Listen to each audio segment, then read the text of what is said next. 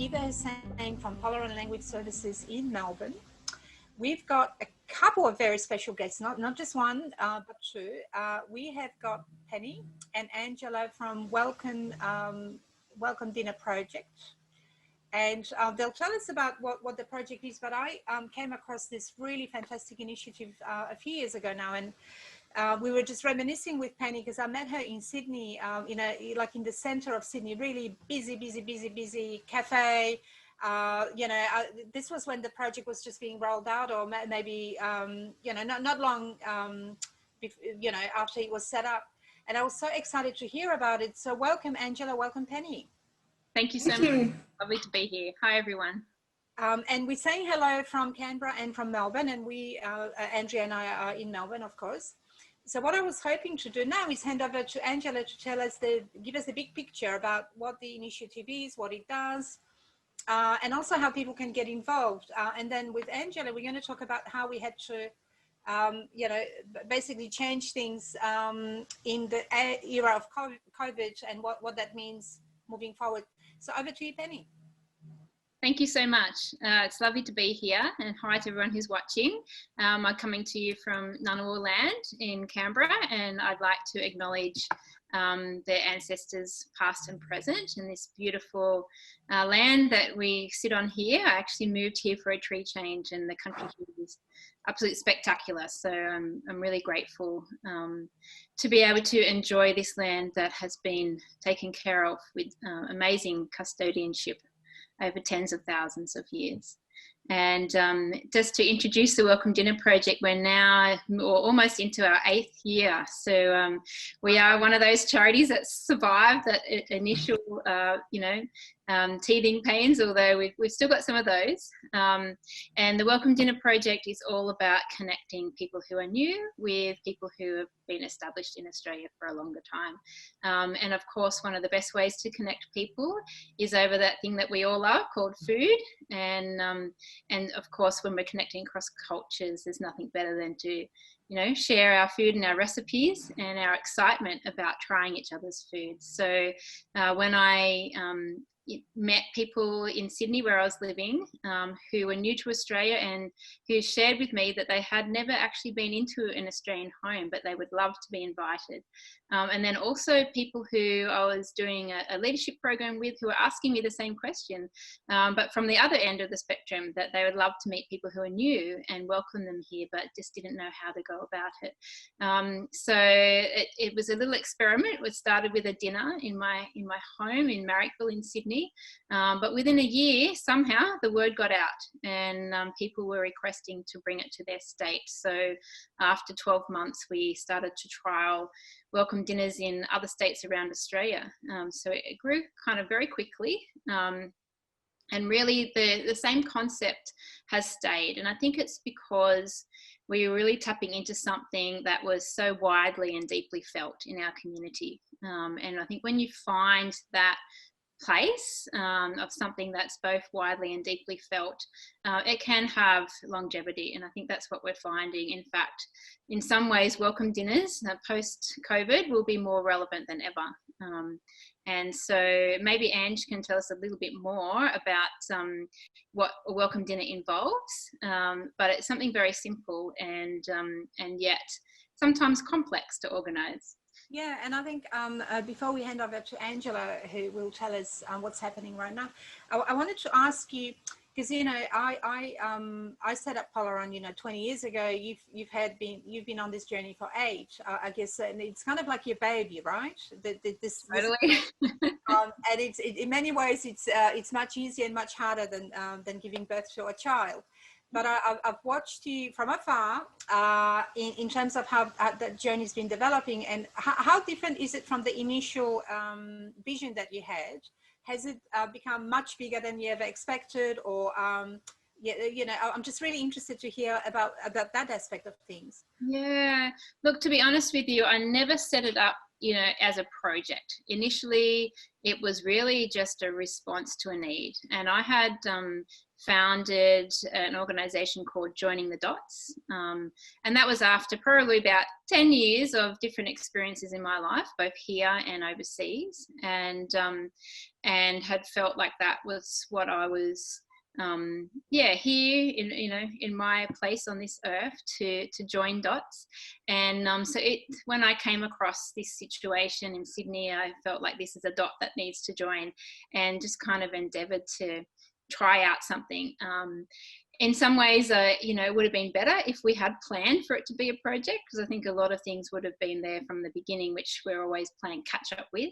But yeah, that plan was never there. So I think if anyone had told me that, in that first dinner, they're going to have 500 more in the next 6 years or whatever, I would have dived under the couch and not come out for a while. But seriously, it has been surprising in that way. But as I said, I think it's because we're tapped into something that you often hear people saying, oh, I had this idea too. Right. So, it's something that people are sensing, and we've just, brought some motion to that. And, I think the original vision is still there. And interestingly, not a lot has changed around how we do these dinners. I think we had some basic concepts that landed really well from the beginning. And, Angela can share more about those, but basically it's the bringing the newly arrived and established together, it's the potluck, and it's the facilitators. We did have a sort of a bit of a World Cafe community consultation event initially, just to tap into what people's ideas were. And we were tossing around, do we sort of package this up and have a kit that we give people to run their own dinners, or do we need to facilitate it? And we decided from that event that we needed to try the facilitating, go in that direction. And it wasn't long before we realized we needed 2 facilitators. So it really went in that direction. And actually, I think that's what makes it such a unique project. We have, seen some similar projects around the world and have some wonderful conversations with people doing some similar things, but we are yet to find anyone doing these facilitated cross-cultural dinners in people's homes. Right. And I remember us talking about that, because that structure, it's ever so important. So you have the aspect of the community and people wanting to get together, but how to do it is a challenge. So Angela, you've been part of the journey for about 3 years now, I think. You're based in Melbourne. Mm-hmm. And for those people that don't know, which is, I'm one of them that didn't know till the last few minutes, Angela was actually working for in the TV space, in game shows. Is that right? Yeah, that's right. I worked for a couple of years casting for a game show here in Melbourne, which was a lot of fun. Quite a different pace and quite a lot of, I guess, it's sort of like a different genuine connection. But what I wanted to ask you about is what's happening with the project now that we can't get together. And I know they've got a lot of creative and innovative ways of connecting people. Nevertheless, tell us more. Yeah, thank you. So you're right. We are still running welcome dinners.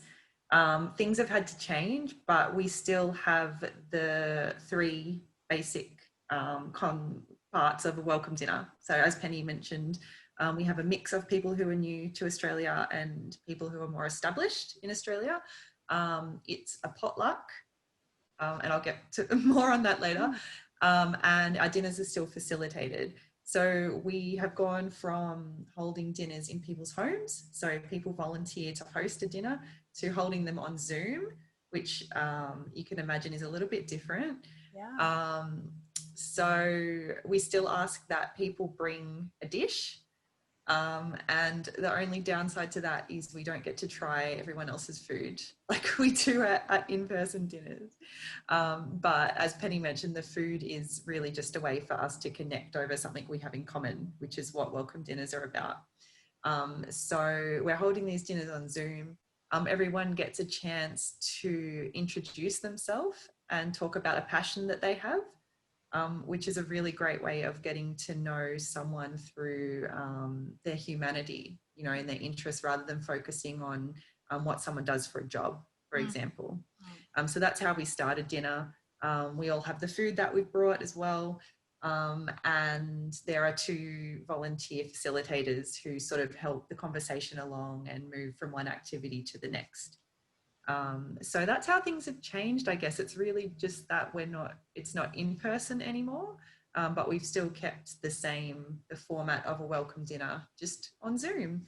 And we've been really, really pleasantly surprised at how the feeling of warmth and community still comes across in the virtual world as well. You still really get that really lovely feeling of like connection with people that are strangers, you know, in the community. And that's the feedback that we've been getting. It's been really, really lovely. And Angela, what drives you to do this job? I'm always very interested in knowing, because, you know, you've come from sort of like a corporate background, I guess, in a way where it was really fast paced and, you know, a very different environment. Firstly, what's made you decide to shift careers, and what helps you get up every morning and think, right, I'm gonna change the world? Or what goes through your head? What happens in Angela's head? Oh, well, I think it's just, this sounds very trite because people say it all the time, but it's just very rewarding. It is so rewarding to hear people at welcome dinners say how they've been touched by the experience. So that's definitely the highlight of the job for me, is hearing that. We have an activity at the end of each dinner where we ask people to reflect on their experience and how they're feeling after they've had an hour of connection with other people. And we do that by asking people to write one word that sort of sums it all up onto a little paper speech bubble. I don't know, you might have seen the photos of dinners with people holding the speech bubbles. Yeah.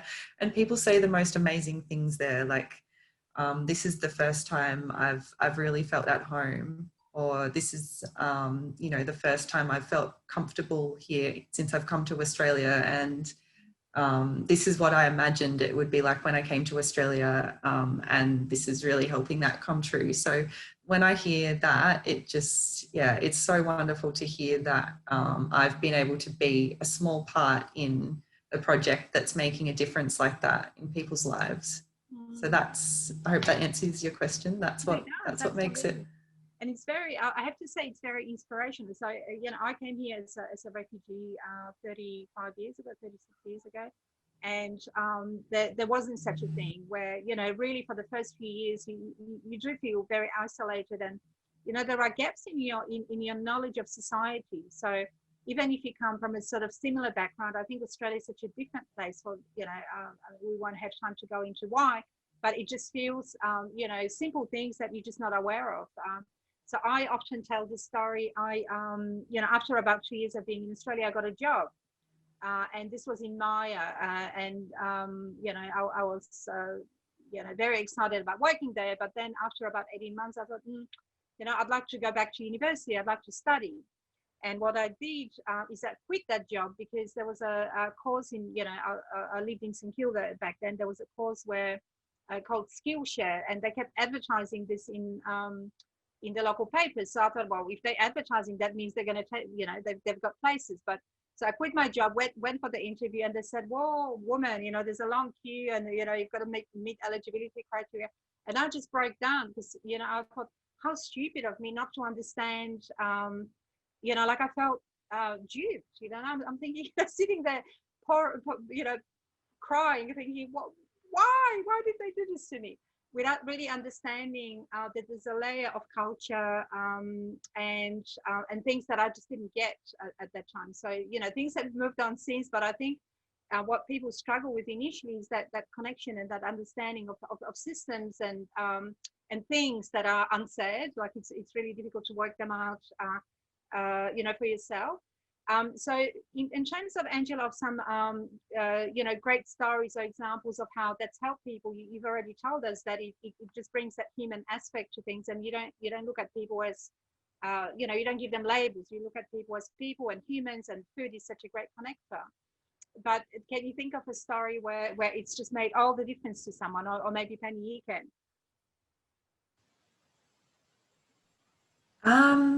Oh geez, I'm trying to think. I don't want to put you on the spot, Penny, but I can't think of something. Okay, there are lots of stories. Actually, we have a lot of them on our website. And in fact, I think that, you know, if there's any sort of data or evidence of the impact of this project, it is through story. And we now do our evaluations through having some interviews and storytelling days. There's a beautiful story, and I wasn't involved with this dinner, so it was in Tasmania. But the story goes something like this. Where there was a lady who was hosting a dinner who met an international student, and they, you know, became friends afterwards, and I think they were helping with their English as well, to practicing their English. And I think the student was, I hope I get the story right, from China, and her parents came over for a visit, and they all got to know each other. And then the student went back to China and was getting married, and they were invited to go over to China, and, you know, so they've had this beautiful ongoing connection. You know, we've had stories of a woman who came to a dinner who was pregnant and very isolated here, and, you know, everyone sort of came around her, and they had more dinners and cooking lessons together and a baby shower, and, you know, so there's beautiful stories of ongoing connections. And we're quite sure that there's lots that we don't know about as well, because it's, you know, sometimes hard to track the ripple effect. But we definitely have a sense that that ripple effect is there, and mainly because what we hear from people is that there's a change in their confidence. And so people will often say, you know, before now I only talk to people who, you know, speak the same language as me, but now I feel like I could ask someone something or go to something where people aren't speaking the same language as me, and the other way around. You know, people saying, I feel like now I get a sense of how I could approach someone even if I, you know, wasn't sure if they could understand me. So this sort of getting past that barrier of the confidence for people who actually want to connect but are just afraid of doing something culturally inappropriate or whatever it is, that they're now past that barrier, and we're pretty certain that that is the ripple effect that we want.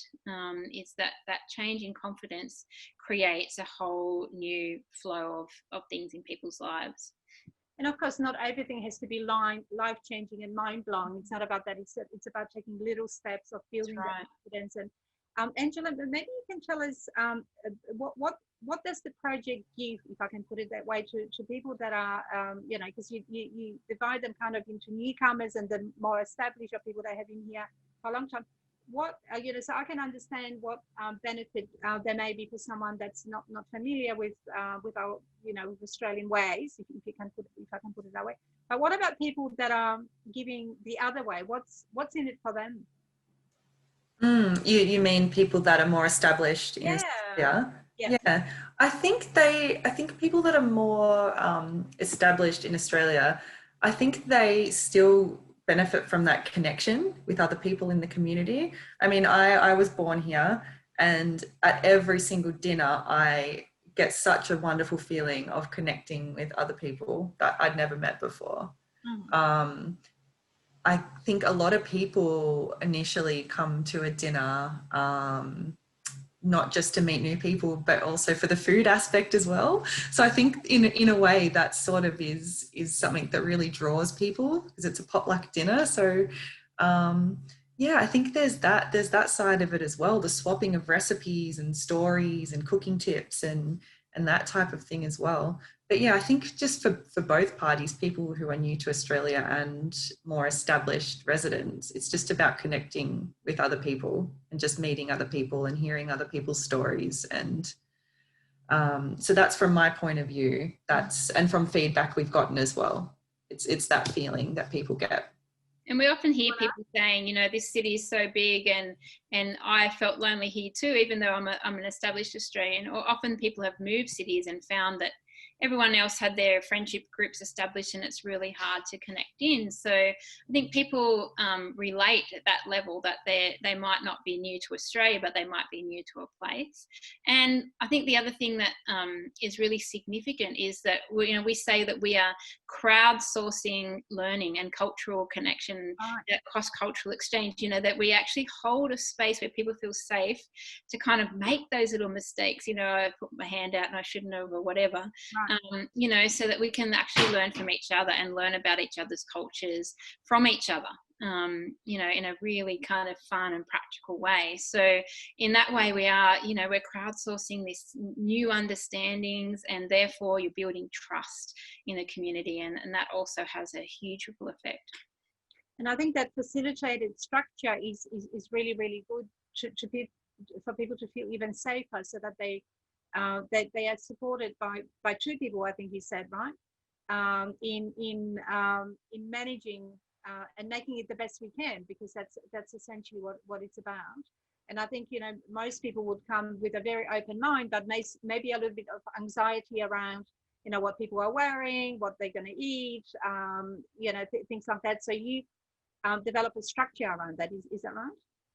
Yeah, that's right. And the structure really starts from the moment someone sees an invitation or a poster in the bus stop or whatever. You know, we sort of see that we have this invitation phase, and even that part is really important to, you know, build people's, you know, sense of safety around coming, because a lot of people like the idea, but then they kind of chicken out. And so we had to learn, like, how do we build in that, you know, that trust from the beginning. And quite often too, with people who are new to Australia, we ask them to come with someone who's been to a welcome dinner before, or with a caseworker, or with a teacher, you know, so that we can actually help people show up, because that's the biggest step. Obviously there's the signing up, but then the showing up. And also with free events, that can be quite tricky. And so we've had to really learn, how do we sort of build in that relationship. So we also call everybody, we email, but also call everybody and speak to them on the phone. And if they need a translator, we try to organize that as well. And so we get a sense of, you know, what they think the dinner is, just so we're really clear. And with the host, we visit the home and we talk about how it's going to be set up and make sure everything's safe and there's no wild animals. And you know, so there's a lot of preparation for that dinner and building that relationship. We've spoken to them on the phone at least once, and sometimes twice, to help them, you know, make sure they know what's happening and do they need help to get there and all of that. And I think this is the complex, you know, and laboursome part, but the beautiful part of this project is that it is so relational. And it is, I think, why a very simple idea, but no one else was doing it, you know, because there is a lot of work in actually overcoming those barriers that just we don't quite get to meet, because we want to, but there's a few things that come into play. And so we're really trying to break through those barriers, because we know that once we do, we set off something that's really powerful. And it sounds to me like logistically it's quite difficult to organize, or to think of everything and predict what might happen, and, you know, ensure that everyone's safe. So Angela, can I ask you, how many of those dinners would you, prior to COVID, how many of them would you hold, you know, a day, a week, a month, a year? And then what happened now? Because if you've gone online, that would mean potentially that there are more of them or fewer of them. I don't know. Yeah, good question. So we were working towards having welcome dinners at more regular intervals. But as Penny mentioned, we need to have a host each time. So we would probably, I'm just trying to think, we would probably have in Victoria a welcome dinner probably every couple of months in the past couple of years, pre-COVID, of course. But that was all very based on if we could find enough people that wanted to sort of host as well. And now that we're having virtual dinners, we've been having on average about one a month since May. So it's definitely, because you're right, there is a lot of work that goes into it. So the virtual dinners are a lot easier to organise. So we've been able to have them more regularly. But during this COVID time as well, we, and Penny can speak a little more to this, but we are going through a rejuvenation phase. So there's lots of work going on with our team to really build the project. I'm not sure what the term is, but yeah, we're really working on sort of rejuvenating the project and working on the engine room, we call it. The engine room, that's it. Thank you. Yeah, so after lockdown ends, whenever that will be, And once things have settled down a little bit, we will, of course, be aiming to go back to having in-person dinners again, because they're really the heart of the project and that's where the connection happens. Right. So, yeah, watch this space. We will be back having in-person dinners. Until then, we'll be holding virtual dinners.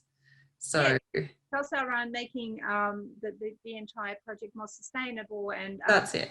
And I guess scalable as well, because if it works in one area, it should work in another, but it's not that simple. And by the sounds of it, there's an enormous amount of work in preparing everything and making sure that it is going to be success.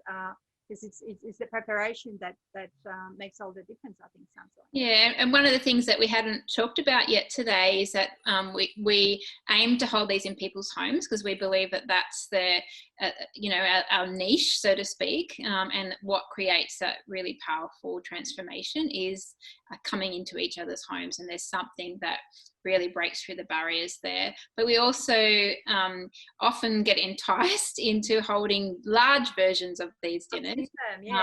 Everything from a town hall with 300 people through to a community centre with 50 people. But we have been what we call having community dinners in trusted community spaces, and we only do those if we have a partner who we're working with, whether it's a library or a council or something.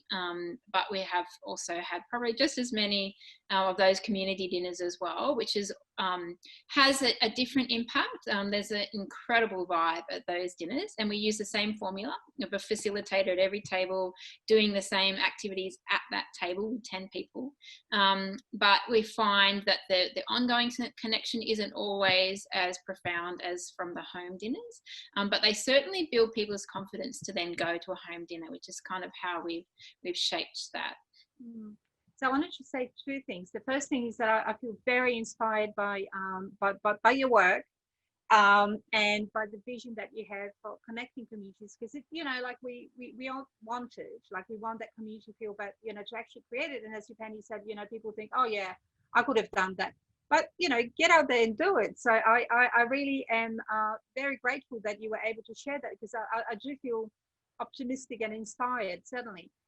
The other thing I wanted to touch on is that the reason we reconnected more recently is because you're looking at doing some translations. Is that right? Or hoping to get information in other languages. Tell us a bit more.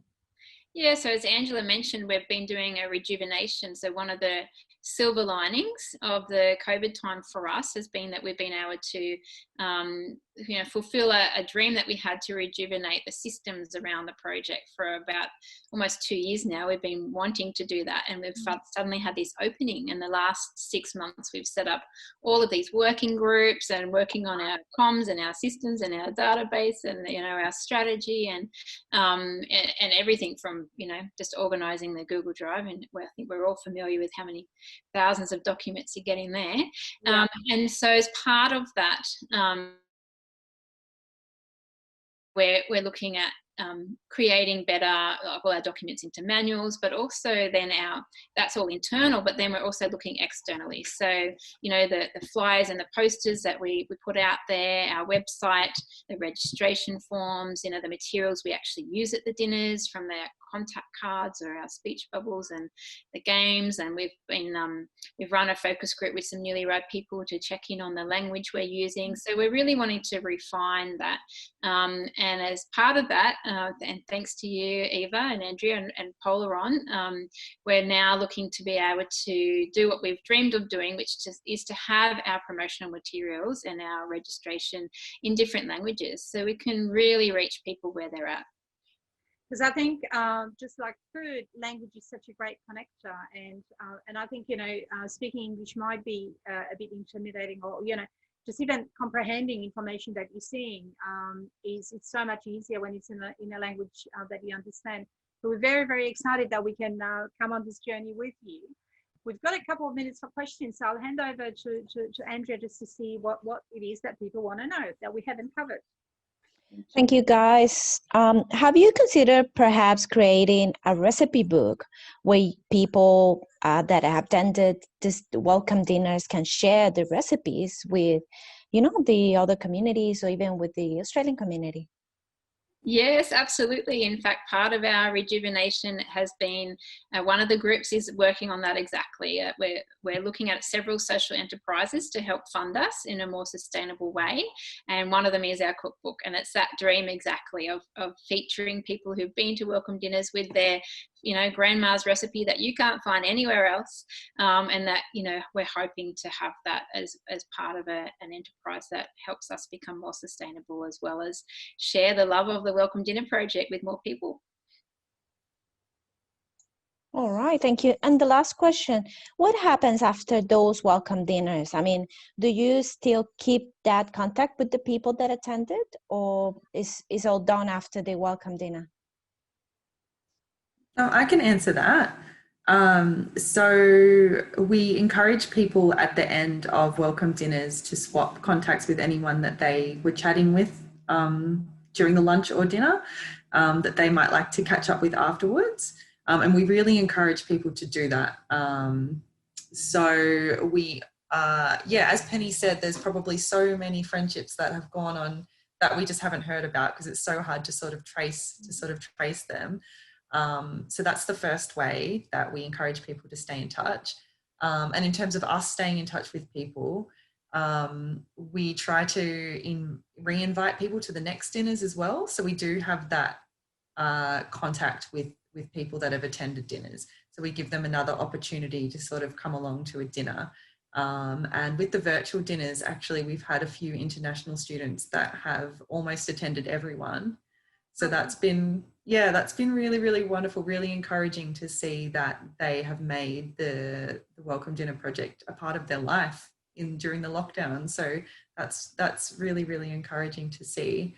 And people can stay in touch by following our Facebook page. That's how they see other events come up. So it's really sort of up to the participants, I guess, how much they sort of stay in the loop and stay in touch with dinners. But yeah, it really is, welcome dinners are really a sort of an initial platform for people to connect. And then it really is, it's mostly up to people to continue to connect with people that they've met at a dinner. Yeah, thank you, Ange. And just building on that, that it has always been our vision to build that people's confidence so that they actually take hold of this themselves and create their other events. And we've seen lots of that, but we also want to foster that as much as we can. And Angela's been doing a beautiful job with this of after the dinner, we send around some links to other things that are happening that maybe they could do together in the community and online at the moment. And we are in the process of working with the potential partner around developing an app where people will be able to be part of a group together, a bit like a Facebook, where they'll then be able to stay in touch better. So we really want to foster that, but at the same time, not really dictate what they do next. And I think the other question I have is, how do we support you? How do we get involved? What do you need from us, the community? Because, I certainly feel very much inspired. Honestly, I think it's a fantastic initiative, and it's so good to see that you're rejuvenating it and making it more sustainable. And hopefully, everybody copies you. Well, not in that way. But how do we contribute? How do we help? How do we support you? Thank you, Eva. Thanks for that question. Appreciate it, because we're always inviting people into our community of helpers, and I think there are so many levels. But right now, one of the things we've realised, particularly through being on the JobKeeper with many of our team on the JobKeeper at the moment, is that when we do have that stable, living wage for people, we really can do more. Right. Because so much of this relies on volunteers, and I think the facilitator side of it will always be volunteer, but the coordination side of it needs to be a living wage for people to actually underpin this project and all the relational work that goes on, which is the richness of this project. But it needs to be something that's sustainable for people. So funding's a huge one for us, and still finding the funding partners is always a journey that we're on, and I think we've had some fantastic grants, but we certainly need to now build in partners who are there for the long haul with us, and we want to work on 2 and 3 and 5 year plans. We have requests from regional areas, we have requests from other parts of the globe. We really want to make this scalable, but we don't want to put it into people's hands and not set them up for success. So right now, that's what we're really focused on, is solidifying everything around this project, and how do we help foster that beautiful tone that it has as it goes out to scale. And so that's really important to us, the quality over the quantity, although of course reaching as many people as possible is really important. And you see that when you hear people say, I feel free for the first time when I've been to this dinner, or this is the first time I feel listened to ever in my life. And we hear this thing all the time. You think, how can this be from a 2-hour dinner? But it is profound in many ways, and not for everyone, of course, but always at every dinner there's something of an experience like that for someone. And so we want to keep going, because we know this is what the world needs, and all the research around social cohesion says we just need to have more backyard barbecues. We really need to have this kind of connection around the basics of our common humanity, when there's so much focus everywhere else out there on our differences. So monetary support's a big one, but also in-kind support with translations, with communications and social media, and so many things that we would open our arms to support with, but also people to come and volunteer with us if we've got some skills that they could offer.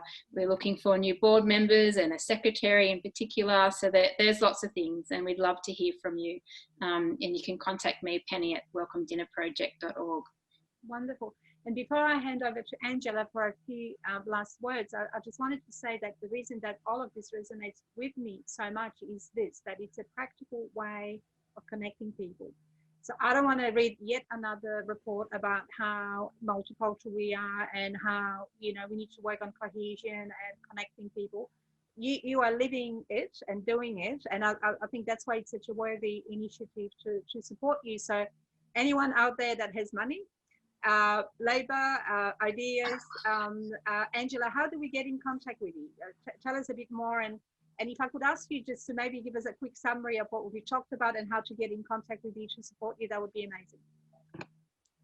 Yeah, no worries. So my email address is angela@welcomedinnerproject.org, and Penny's is penny@welcomedinnerproject.org. So hopefully that's easy to remember. So yeah, just get in touch if you want to reach out to either of us. And we can make sure that the message gets passed on to the right person. And we also have a virtual welcome dinner next Wednesday. We still have, I think we have 3 places left. So I'm not sure if we can maybe post the link to that somewhere, if anyone watching is interested in attending. And we should be having another in 3 weeks as well, the end of October. So if people want to find the link for that, they can follow the Victorian branch of the Welcome Dinner Project on Facebook, which is the Welcome Dinner Project Victoria, and we'll be posting that event on there. So make sure you search with the Victoria on the end so you find that event. We'll definitely put some things on our social media too. Yeah. But Angela, Penny, can I thank you very sincerely for spending your morning with us, telling us about your work and how worthwhile it is, and how you change the world one person at a time, or how you connect people one person at a time, because I think it is about that, where it's a really sort of grassroots, let's roll up our sleeves and do something for the community that really, I'm hearing that, I'm seeing it, and I would very much love anybody that's watching this to support you, and certainly Polaron will with our translations, whatever they may be. But thank you for sharing your story with us, and it is very inspirational. And I'm not just saying it; I feel that you are making a difference to people's lives. And with that, I wish you best of luck. And thank you for dedicating your time. And yeah, people get in touch and support this wonderful initiative. Thank you, Eva. Thanks, Andrea. Thanks, everyone who's been listening. It's been a great opportunity, and we look forward to hearing from you. Thank you, Penny. Thank you so much. Thanks, for having us. And Andrea, thank you so much for connecting people behind the scenes. We don't always see Andrea's face, but she's there organizing stuff, which we're very, very grateful for. Thank you so much, guys. Thank you. Thanks Thank so you. much. Bye. Thanks, Ange.